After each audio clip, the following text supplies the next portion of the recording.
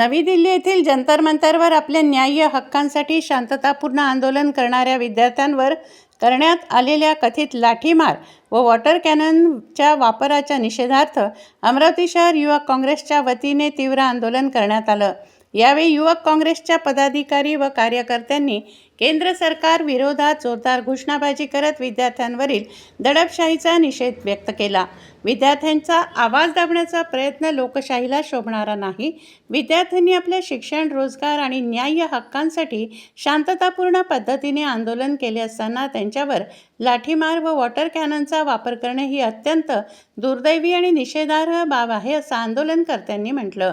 युवक काँग्रेसने आरोप केला की देशातील तरुणाईच्या प्रश्नांवर उत्तर देण्याऐवजी सरकार दडपशाहीचा मार्ग अवलंबत आहे। विद्यार्थ्यांचा आवाज दाबण्याचा प्रत्येक प्रयत्न लोकशाही मूल्यांवर आघात करणारा असून अशा कृतीमुळे विद्यार्थ्यांमध्ये भीतीचं वातावरण निर्माण करण्याचा प्रयत्न केला जात आहे। मात्र युवक काँग्रेस विद्यार्थ्यांच्या न्याय्य हक्कांसाठी कायम त्यांच्या पाठीशी ठामपणे उभी राहील, असा निर्धार यावेळी व्यक्त करण्यात आला। आंदोलनादरम्यान कार्यकर्त्यांनी विद्यार्थ्यांच्या सन्मानात युवक काँग्रेस मैदानात लोकशाही वाचवा, विद्यार्थ्यांना न्याय द्या, लाठी नव्हे न्याय द्या, धर्मेंद्र प्रधान राजीनामा द्या अशा घोषणांनी परिसर दणाणून सोडला।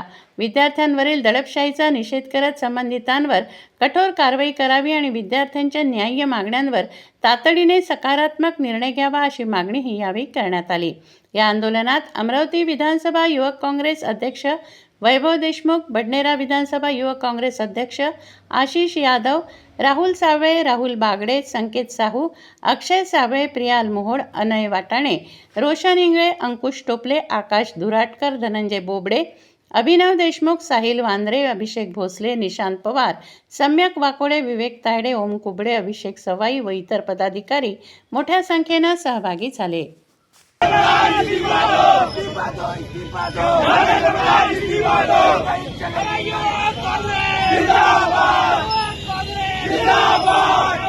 संघर्ष करो, हम तुम्हारे साथ हैं।